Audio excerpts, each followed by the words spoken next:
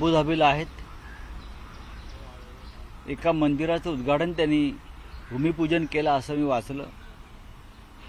या देशामध्ये अनेक गंभीर प्रश्न निर्माण झालेले आहेत। या देशामध्ये अशांतता आणि अस्वस्थता आहे।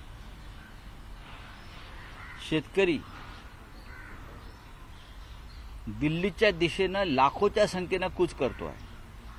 मग तो पंजाबचा असेल, हरियाणाचा असेल, उत्तर प्रदेशचा असेल, आणि त्या शेतकऱ्यांची मागणी एवढीच आहे,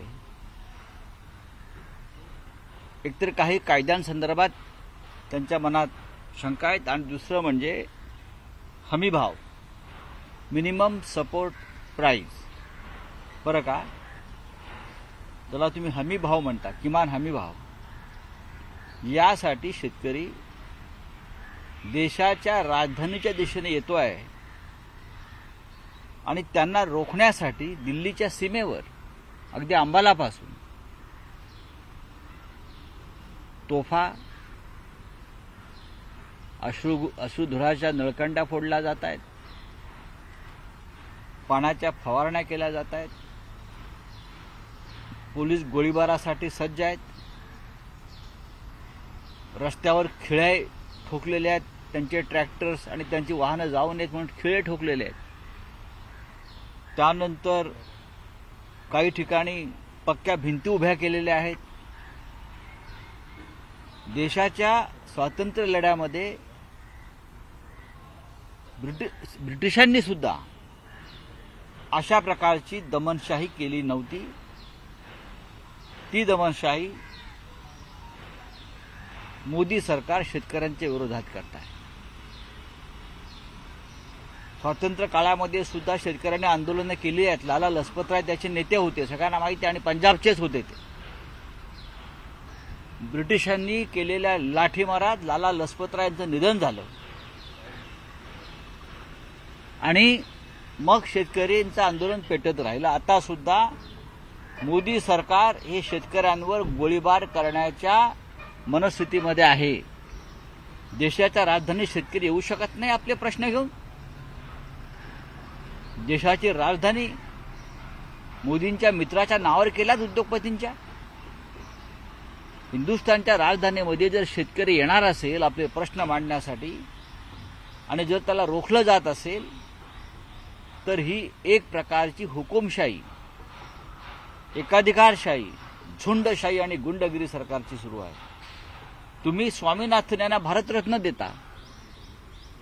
भारतरत्न स्वामीनाथन यांनी शेतकऱ्यांच्या शेतमालासंदर्भात किंवा कृषी संदर्भात काही सूचना केल्या होत्या, काही मार्गदर्शन होतं। त्यात हमीभाव शेतकऱ्यांना मिळावा अशी त्यांची मागणी होती। हेच मोदी सरकार 2014 पासून सांगत आहे, शेतकऱ्यांचं इन्कम दुप्पट, डबल केलं जाईल। डबल इन्कम, सिंगल सुद्धा मिळत नाहीये। पीक विमा योजनेचं बोजवारा उडालेला आहे महाराष्ट्रामध्ये, बरं का।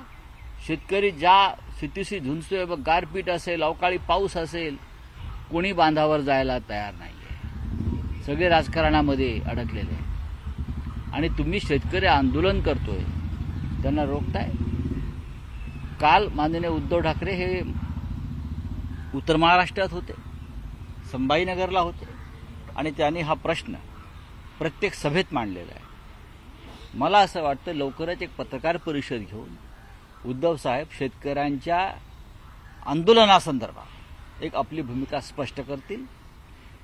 पण ज्या पद्धतीनं शेतकऱ्यांवर तोफा रोखलेल्या आहेत, अश्रुधूर सोडला जातोय, त्याचा निषेध आम्ही करतो, धिक्कार करतो। शेतकऱ्यांसाठी आकडेवारी फुगून सांगतात, एकीकडे पीक विमा असेल, बघा फुगून काय सांगतात। भारतीय जनता पक्ष फुगलेला बेडूक आहे।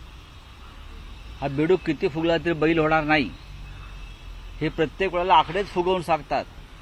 शेतकऱ्यांच्या पदरात काहीही पडत नाही। शेतकरी मूर्ख आहे का? हा कष्टकरी मूर्ख आहे का, जो हजारोच्या संख्येनं, लाखोच्या संख्येनं लॉंग मार्च करत, चालत, जीवाची पर्वा न करता दिल्लीच्या दिशेनं निघालाय? तुम्ही काय त्यांना वेडा समजताय, मूर्ख समजताय? तर राज्यसभेसाठी अनेकांची वर्णी लागत आहे, लागत आहे नाही, लागलेली आहे. बोला. त्यासाठी आता हे चेहरे आता समोर येत आहे, कुठेतरी त्यांच्यावर देखील ईडी असेल अशा लोकांची कारवाई होणार, त्यामुळे कुठेतरी आताच त्यांनी पाऊल उचललेलं आहे. त्यामुळे सरकार त्याकडे कसं बघणार, काय बघणार त्याच्यामध्ये? प्रफुल्ल पटेल यांची 4.5 वर्ष शिल्लक असताना ते परत निवडणुकीला उभे राहिले. या देशामध्ये असं कधी घडलं नव्हतं. याचा अर्थ स्पष्ट आहे की प्रफुल्ल पटेल यांच्यावर अपात्रतेची तलवार जी टांगती तलवार जी आहे त्यांना अपात्र करण्यासंदर्भात शरद पवारांचा राष्ट्रवादी काँग्रेस पक्ष जी कारवाई करते त्याच्यामध्ये प्रफुल्ल पटेल हे अपात्र ठरले असते आणि ते अपात्र ठरतील, आपण अपात्र ठरू म्हणून त्यांनी अजित पवारांच्या गटातून पुन्हा एकदा राज्यसभेची उमेदवारी केली. चंद्रकांत हंडोरे यांच्या उमेदवारीचं मी स्वागत करतो. मागच्या विधान परिषद निवडणुकीत अशोक चव्हाण आणि त्यांच्या गटानं हंडोरे यांचा पराभव घडवून आणला, क्रॉस शूटिंग केलं, हे आता स्पष्ट झालं. त्याच्यामुळे काँग्रेस पक्षातला एक महत्वाचा दलित चेहरा निवडून त्यांना राज्यसभेवर पाठवणं हे अत्यंत महत्वाचं होतं आणि चंद्रकांत हंडोरे यांना आम्ही सगळ्यांनी पाठिंबा दिलेला आहे. दिल्ली शेतकरी आंदोलनात माओवाद्यांचा सहभाग आहे असं महाराष्ट्र. त्यानंतर भारतीय जनता पक्षाचे जे उमेदवार जाहीर झालेले आहेत त्याच्यामध्ये 3 पैकी 1 तर बाहेरचेच आहेत नेहमीप्रमाणे. म्हणजे निष्ठावंतांना सतरंजा उचलायला लावायच्या आणि बाहेरच्यांना विधान परिषद राज्यसभा द्यायचा, ही भारतीय जनता पक्षाची परंपरा कायम आहे आणि ही परंपरा कायम राखल्याबद्दल आम्ही त्यांचं स्वागत आणि अभिनंदन करतो. आता दिल्ली शेतकरी आंदोलनामध्ये माओवाद्यांचा सहभाग आहे अशी माहिती महाराष्ट्र नक्षल विरोधी पथकाला मिळाली. असे यांना अचानक अशी कशी लाखो लोक जे माओवादी आहेत का? जर मग ते माओवादी आहेत असं आपण म्हणताय, मग त्यांची मागणी काय आहे?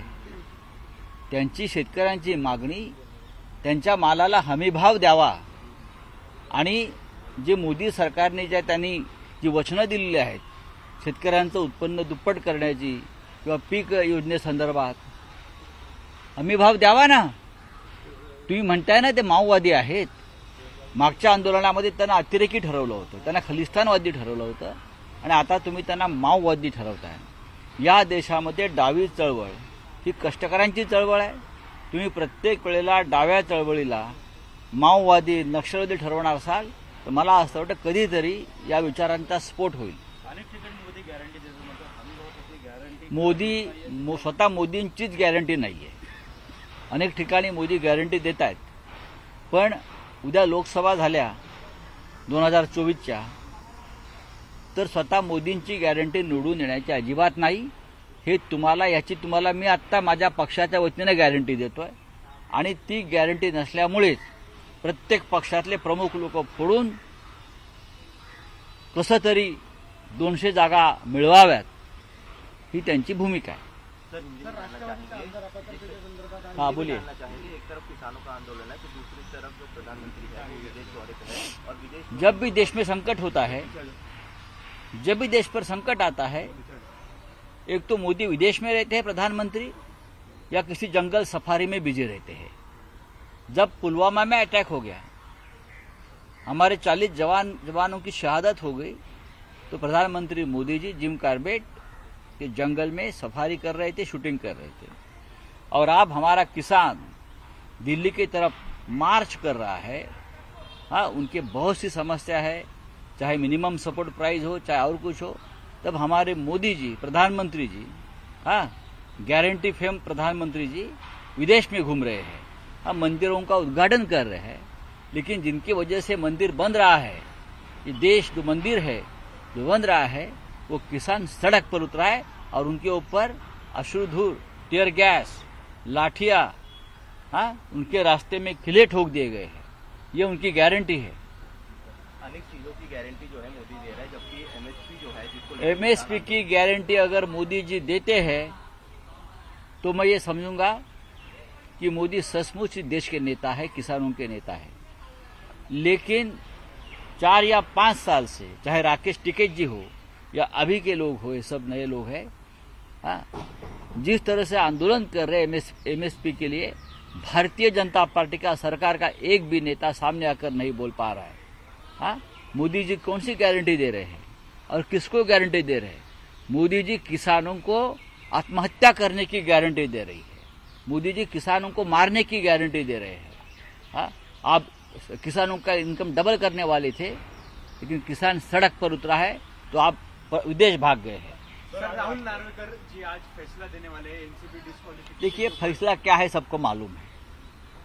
फैसला क्या है उसमें आपको इतनी उत्सुकता होने की कोई कारण नहीं है। जो फैसला दिल्ली से आएगा या लंदन से आ जाएगा, किसी वकील ने बनाया हुआ फैसला, उनको सिर्फ पढ़ना है। और क्या है? और क्या है? ये क्या लोकतंत्र है क्या? लोकतंत्र को बेचकर खा रहे ये लोग। चलिए, शिवसेनेप्रमाणेच राष्ट्रवादींना आता न्याय मिळाला, शिवसेनेप्रमाणेच निकाल लागणार का? तसं शिवसेनेचा निकाल लागला हे पहा, उद्या अशोक चव्हाण यांनी जरी काँग्रेसवर दावा सांगितला असता, अशोक चव्हाण यांनी की मीच खरी काँग्रेस आणि मलाच हात द्या, सोनिया गांधी कोण किंवा मल्लिकार्जुन खरगे कोण, हा अशोक चव्हाणांनी दावा सांगितला असता, तरीही निकाल हा इलेक्शन कमिशन असेल, विधानसभेचे स्पीकर असतील किंवा लोकसभेचे अध्यक्ष असतील, हा निकाल त्यांच्याच बाजूने लागला असता। ही गॅरंटी आहे, मोदींची हीच गॅरंटी आहे।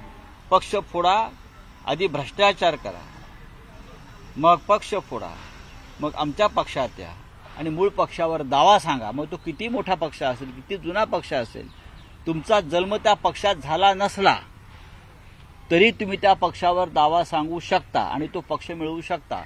ही एकमेव मोदी गॅरंटी आहे। त्याच्यामुळे अशोक चव्हाण यांचं मी अभिनंदन करतो की शिंदे आणि अजित पवार यांच्याप्रमाणे त्यांनी काँग्रेस पक्षावर दावा सांगितला नाही।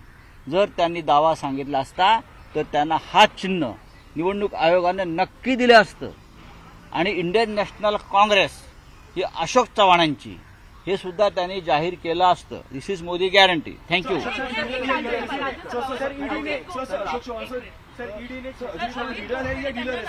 राज्यसभा में भेजा गया है, कार सेवक थे वो आंदोलन में, कैसे देखते हैं इस चीज? किसको? अजीत गोपचर। वो भारतीय जनता पार्टी का विषय है, किसको उम्मीदवार करना है उनकी बात है। अगर वो कार सेवक थे और उनको उम्मीदवारी मिली है तो उसमें हमको दर्द होने की जरूरत नहीं है। अच्छी बात है ना, पार्टी के संगठन से जुड़े हुए व्यक्ति है। अशोक चव्हाण तो कल आए हैं, 24 घंटे में उनको राज्यसभा आपने दे दी है। वो तो पुराने कार्यकर्ता हो गए, तो उनका स्वागत करना चाहिए।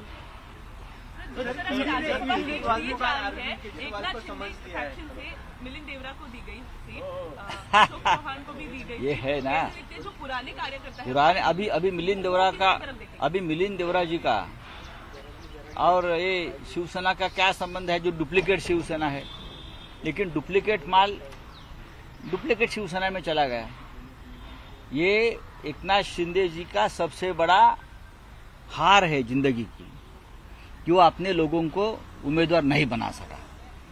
और जो दिल्ली से नाम आया, जिनका कोई उनके गुट से संबंध नहीं था, इनकी पूरी जिंदगी में कांग्रेस में चली गई, एक उद्योगपति की मध्यस्थता और भारतीय जनता पार्टी का आदेश से उनको एक बाहर के व्यक्ति को राज्यसभा की उम्मीदवारी देने पड़ी। आप बोलिए। ईडी ने छठी बार अरविंद केजरीवाल को समझ दिया है, किस तरह से देखते हैं? देखिए, कानून की लड़ाई केजरीवाल साहब लड़ रहे हैं। अशोक चव्हाण जी को क्लीन चिट मिल जाएगा। अभी अजित पवार साहब को भी क्लीन चिट मिल गया है। प्रफुल्ल पटेल जी का भी मिर्ची का व्यापार अभी पूरा, उसको क्लीन चिट मिल जाएगा। लेकिन जो हमारे जैसे लोग हैं, केजरीवाल जी जैसे लोग हैं, हेमंत सोरेन जैसे लोग हैं, जो हम तानाशाही के खिलाफ लड़ रहे हैं, हमारे खिलाफ ये कार्रवाई चलती रहेगी और हम ये कार्रवाई को फेस करेंगे, लड़ते रहेंगे। छगन भुजबळ बेनामी व्यवहार प्रकरणी आणि